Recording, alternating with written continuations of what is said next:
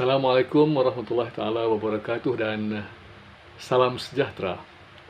Selamat bertemu kembali dalam siaran saluran Zaidin Abadi di platform youtube.com. Saudara-saudara, saya mohon kemaafan kerana agak lama tidak bersiaran kerana beberapa sebab yang tak dapat saya elakkan. Kepada anda yang melanggan dan subscribe kepada saluran ini, saya ucapkan terima kasih dan saya berharap sokongan anda berterusan. Manakala kepada saudara-saudara yang baru pertama kali menonton dan mengikuti saluran ini, saya ucapkan selamat datang dan salam perkenalan.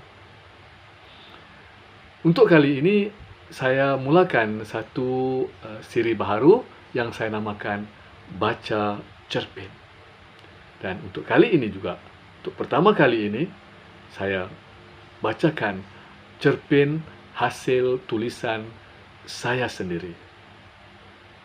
Marilah sama-sama kita menonton dan mendengar pembacaan cerpen tersebut yang telah saya rakam terlebih awal. Selamat menonton dan salam sejahtera. Mr. Smith dan Rumah Putih Dua Tingkat, karya Zaidin Abadi. Betulkah Mr. Smith akan datang?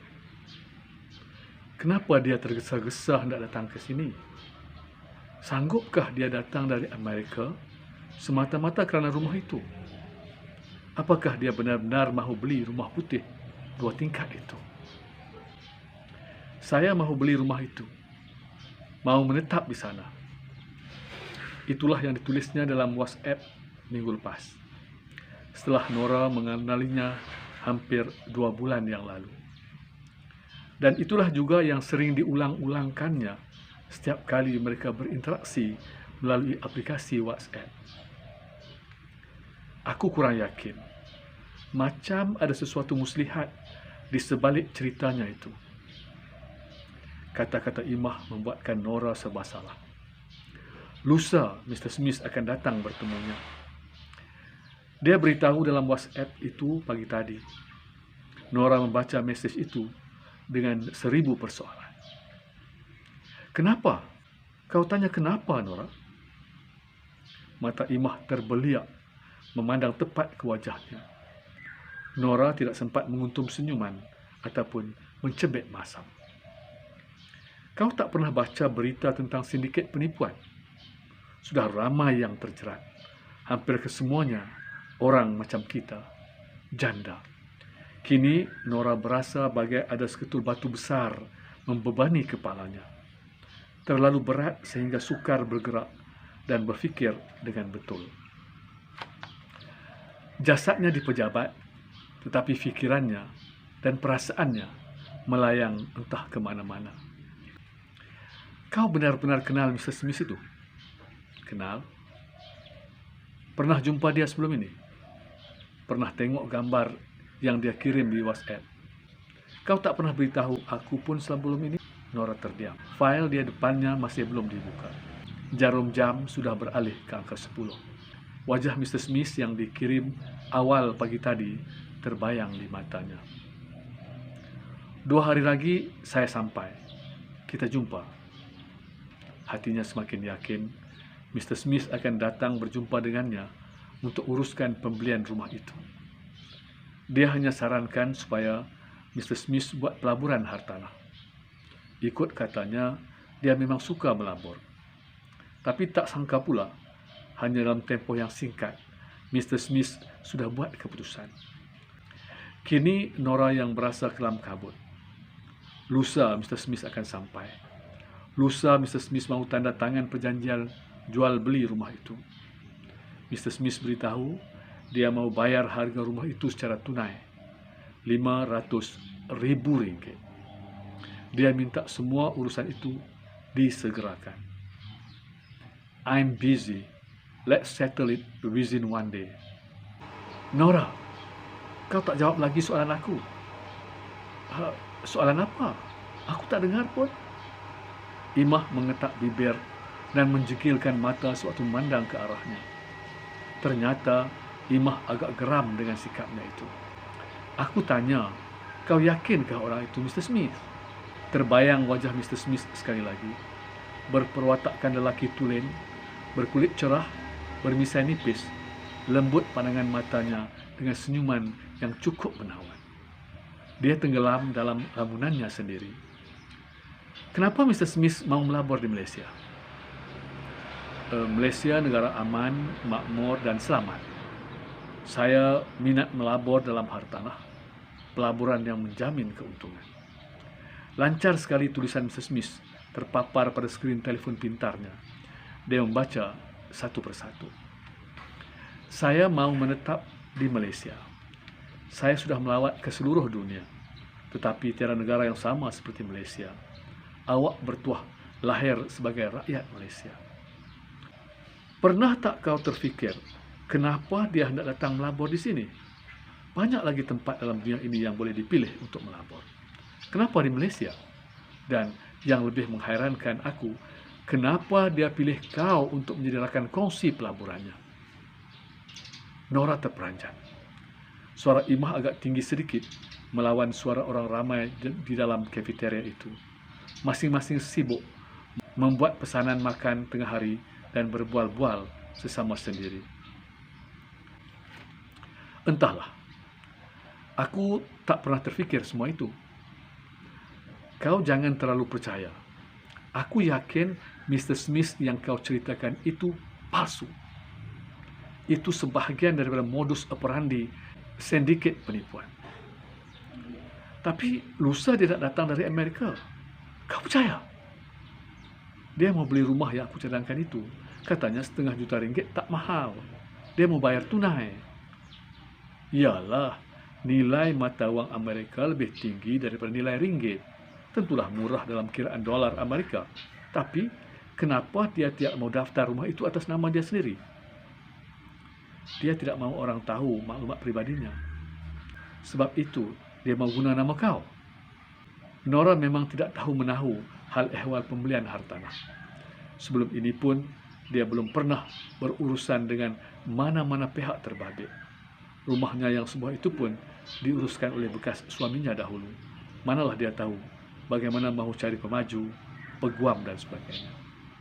Kau setuju? Nora terkedu mendengar sergahan Imah itu. Mati akal dibuatnya.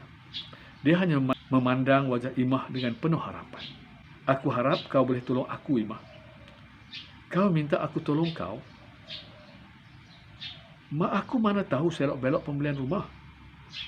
Kau tanya aku tentang hal ehwal sumber manusia, aku tahulah. Jadi, apa harus aku buat? Apalagi yang dia minta kau buat selain daripada menggunakan nama kau? Nora terkebil-kebil seketika. Ligat ingatannya memutarkan semula mesej-mesej Mr. Smith dalam WhatsApp yang pernah dihantarnya. Dia minta aku tidak beritahu orang lain tentang hasrat dia mahu beli rumah itu secara tunai. Lagi, dia mau masukkan duit RM1,5 juta itu ke dalam akaun bank aku. Terbeliak biji mata Imah seketika. Dia nak masukkan duit sebanyak itu ke dalam akaun bank engkau? Nora angguk. Tetapi di wajahnya ada sedikit rasa cemas sebab dia tahu Imah tentu tidak setuju. Dia minta nombor akaun bank aku. Imah beristighfar panjang, menggeleng-geleng kepalanya beberapa kali. Kau beri nombor akaun kau. Nora tidak dapat menepis desakan Mr. Smith. Berulang kali dia minta sehingga Nora benar-benar terspit. Beri atau tidak? Tersentak dia mendengar suara Imah yang agak tinggi di cuping telinganya. Nora terkebil-kebil sekali lagi, entah yang keberapa kali.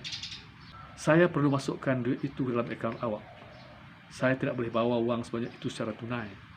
Sudah tentu pihak custom atau immigration tidak akan benarkan saya masuk ke negara awak. Awak perlu faham perkara ini dan awak perlu bantu saya. RM1,5 juta tidak terfikir dalam ingatannya akan menerima wang sebanyak itu. Selama ini, akaun banknya itu hanya untuk gaji bulanan saja. Jumlahnya tidak pernah mencecah RM3.000. Kau jangan beri. Jangan beri sama sekali. Kalau kau sudah beri, kau tunggulah akibatnya. Kau jangan menyesal pula nanti, atau jangan tuduh aku tidak nasihatkan kau. Aku tak mahu kau terjebak dalam perangkap sindiket penipuan itu. Itu semua helah mereka untuk memperdayakan kau. Jangan percaya.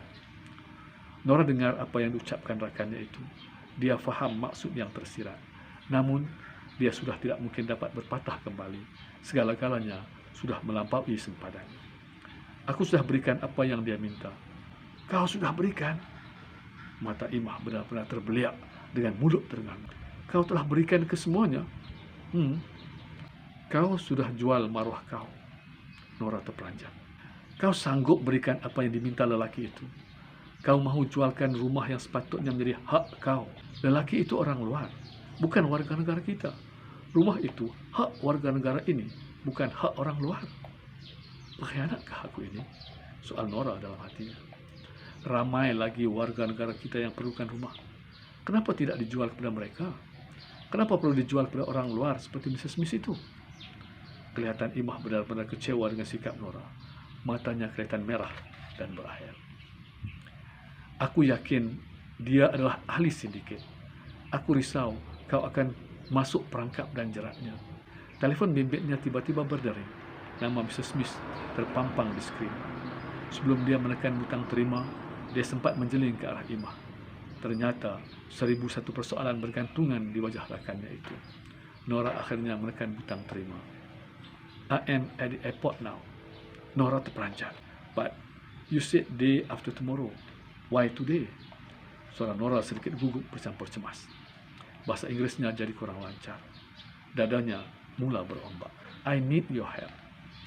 Kenapa pula tiba-tiba diminta bantuan aku? Nora bertanya dalam diri apabila membaca message di WhatsApp. I really need your help. Sekali lagi message diterima. Nora membaca sepintas lalu.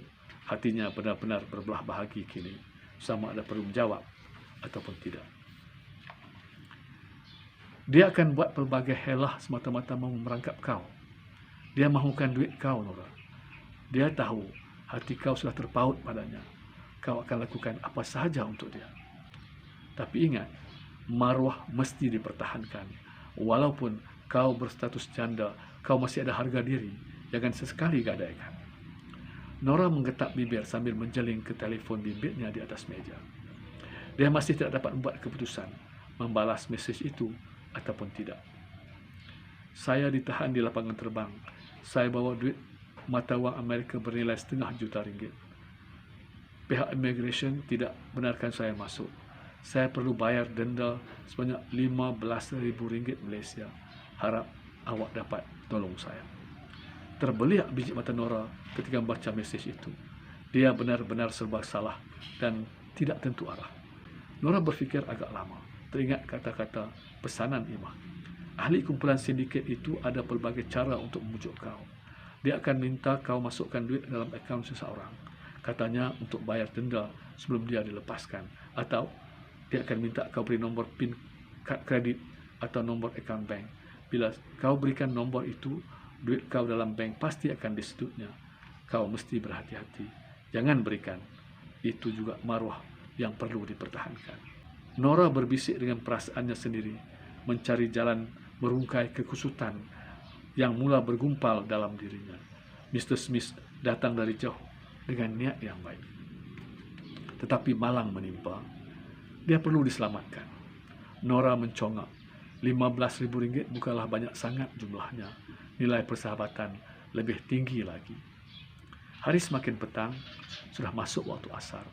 Tidak lama lagi pejabat akan tutup untuk hari ini. Tiba-tiba teleponnya berbunyi lagi. Please help me.